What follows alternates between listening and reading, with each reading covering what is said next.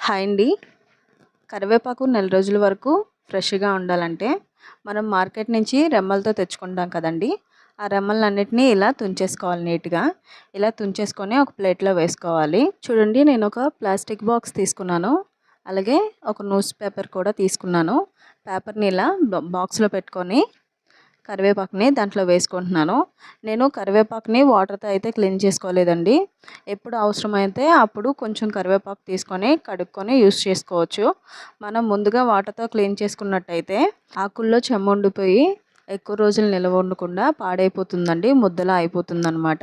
కరివేపాకును ఇలా బాక్స్‌లో స్టోర్ చేసుకొని ఫ్రిడ్జ్‌లో పెట్టుకున్నట్టయితే నెల రోజుల వరకు ఫ్రెష్‌గా ఉంటుందండి. మనం అప్పుడే మార్కెట్ నుంచి కరివేపాకు తెచ్చుకుంటే ఎలా ఉంటుందో నెల రోజుల తర్వాత కూడా అలాగే ఉంటుంది. మనం యాపిల్ని స్కూల్కి వెళ్ళే పిల్లలకి బ్రేక్ కింద బాక్స్లో స్లైస్ చేసి పెడుతూ ఉంటాం కదా, కానీ యాపిల్ బ్రౌన్ కలర్లో చేంజ్ అయిపోతుంది. అలా చేంజ్ అవ్వకుండా ఉండాలంటే యాపిల్ని చూడండి, నేను ఇలా కట్ చేసుకొని ఒక బాక్స్లో వేసుకున్నాను.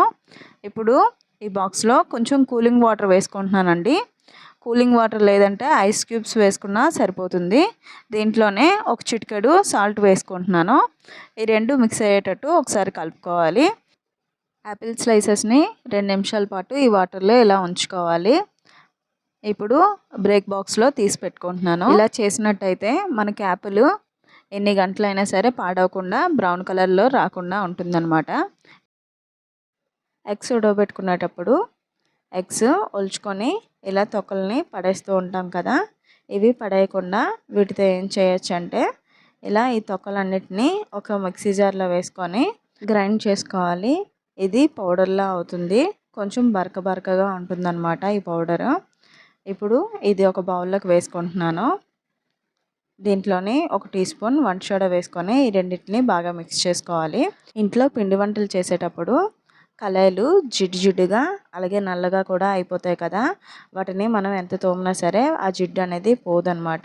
చూసారా కళాయి ఎంత జిడ్డుగా నల్లగా ఉందో. ఈ కళాయి మీద కొంచెం పౌడర్ వేసి అలాగే విమ్ జెల్ వేసుకున్నాను. ఇప్పుడు స్క్రబ్బర్తో క్లీన్ చేసుకున్నాను. ఫైనల్గా అయితే ఇలా వచ్చిందనమాట. జిడ్డు మొత్తం పోయింది. కళాయి చూసారా ఎంత తెల్లగా కనిపిస్తుందో. మనం విమ్ సోప్ కొనుక్కునేటప్పుడు ఇలాంటి ప్లాస్టిక్ డబ్బాలు అయితే ఇస్తారు కదా సబ్బు పెట్టుకోవడానికి, వాటిని మనం పడేస్తూ ఉంటాము. వాటిని పడేయకుండా అవి ఎలా యూజ్ చేసుకోవాలో చూపిస్తాను. ఈ నెయిల్ పాలిష్లు ఉంటాయి కదండి, మనం యూజ్ చేసే నెయిల్ పాలిష్లు, అవి మనం యూజ్ చేసిన తర్వాత ఎక్కడ పడితే అక్కడ పెట్టేస్తూ ఉంటాం. నెయిల్ పాలిష్లు మనకు అవసరమైనప్పుడు కనిపించాయి కదా, మనం వెతుక్కుంటూ ఉంటాము. అందుకని చెప్పి ఈ డబ్బాలో నెయిల్ పాలిష్లు, nail remover, lipstick, primer, foundation ఇవన్నీ నీట్గా దీంట్లో సర్దుకోవచ్చు అనమాట.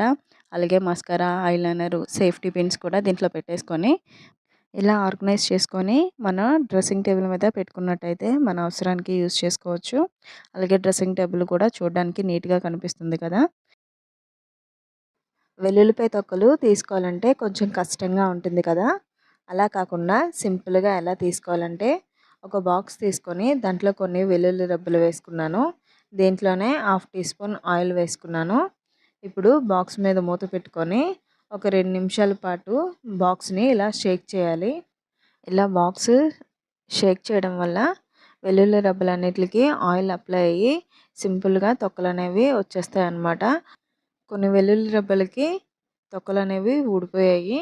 మిగతా వాటికి నేను ఇలా చేత్తో రబ్ చేస్తుండగానే తొక్కలు ఊడిపోతున్నాయి. చూసారా ఎంత సింపుల్గా వెల్లుల్లి రబ్బలు తొక్కలు తీసుకోవచ్చో. ఈ టిప్ మీకు నచ్చినట్టయితే లైక్ చేయండి, షేర్ చేయండి, అలాగే నా ఛానల్ని సబ్స్క్రైబ్ చేసుకోండి.